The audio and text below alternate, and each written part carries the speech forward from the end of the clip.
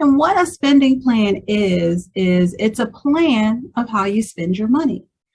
I say that, it's similar. Most people call it budgeting, but the biggest thing when you think about budgeting, most people think, it's something negative. It's something bad. You're restricting yourself. You have to take away things you love. It's very similar to telling someone they need to go on a diet. So the word budget and the word diet have a very negative connotation for people. But just like we using that example of diet, if somebody say, well, you can get on a meal plan, okay, that sounds a bit better because you have a little bit more control, you feel, to things you can eat so that you can live a healthier life. Well, it's the same thing with money management. A spending plan is how you are planning to spend your money, okay? So, one of the things that you have to do when you are trying to develop a spending plan, to create one, you need to examine your expenses. So after you tracked all of your expenses and you realize how much you spend per month on every single thing, as small as a cup of coffee a day, but as big as a house payment or rent. So you have to track all of your expenses, and then you have to examine it, and you have to see, okay, is it equal to my income?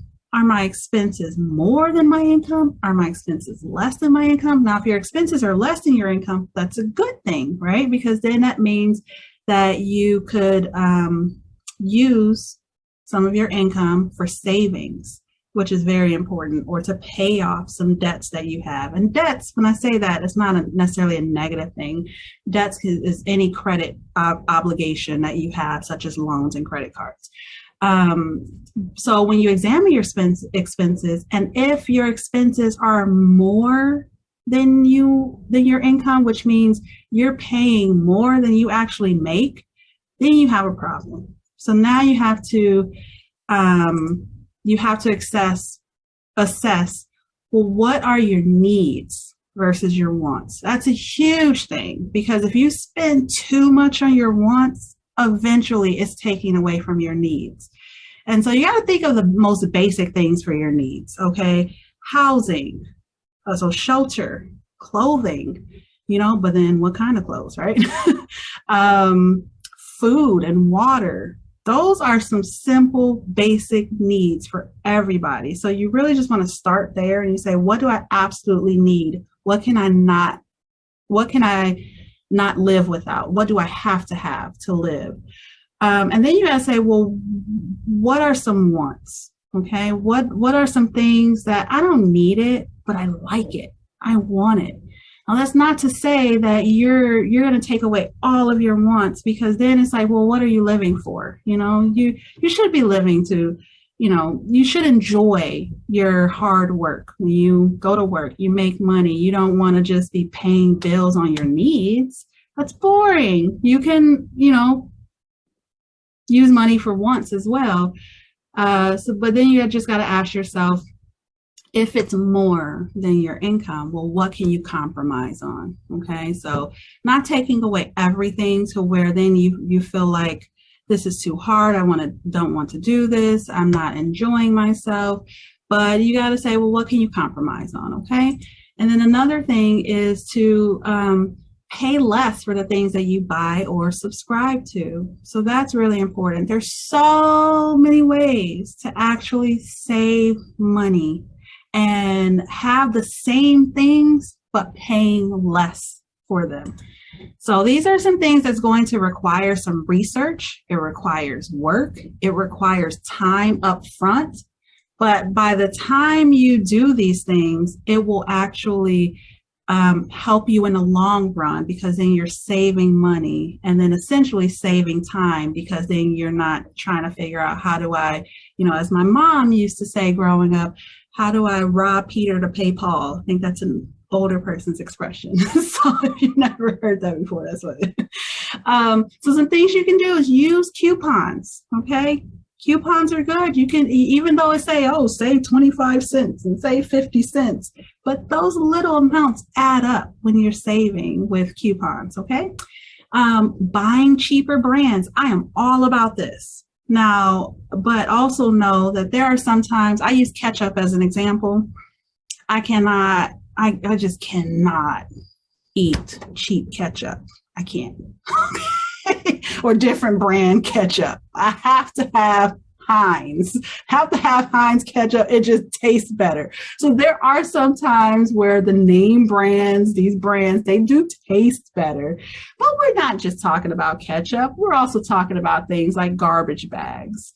We're talking about things that, they don't have a different taste or a different feel. It's just that they cost more just because they're name brand, just because they spend so much money on marketing to get you to think about and to want to buy their brands. But I will give you an example.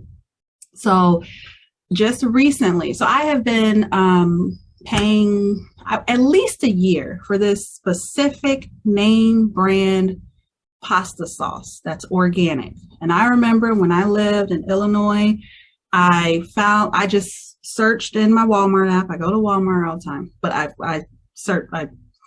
do the online, the pickup. But anyways, so when I put organic pasta sauce, the first thing that popped up is the name brand one. And that's the only one I can find at the time. So, okay, I wanted some pasta sauce already made. It was good.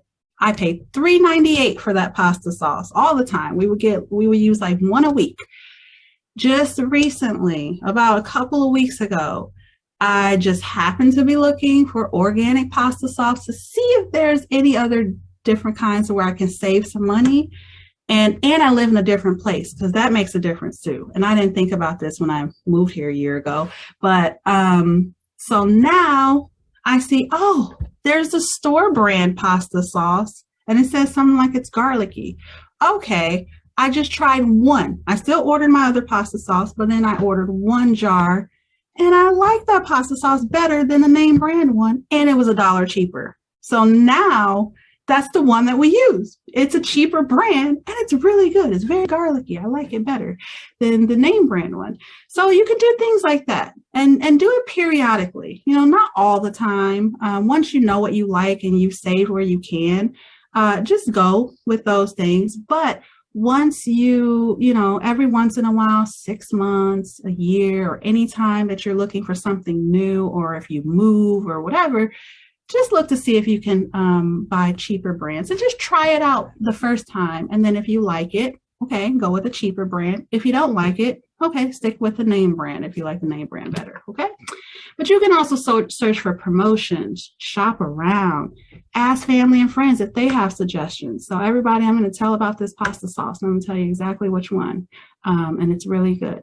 And you can also buy secondhand. So those are all ways that you can save money and not have to give up too many things that you like and you want. Okay. And then the last thing you can do is ask yourself, well, can you gain more income? Okay. So how can you get more income? How much would you need? There's a way that you can figure that out. And how. So the next part, we're going to talk a little bit more about possible ways to gain more income.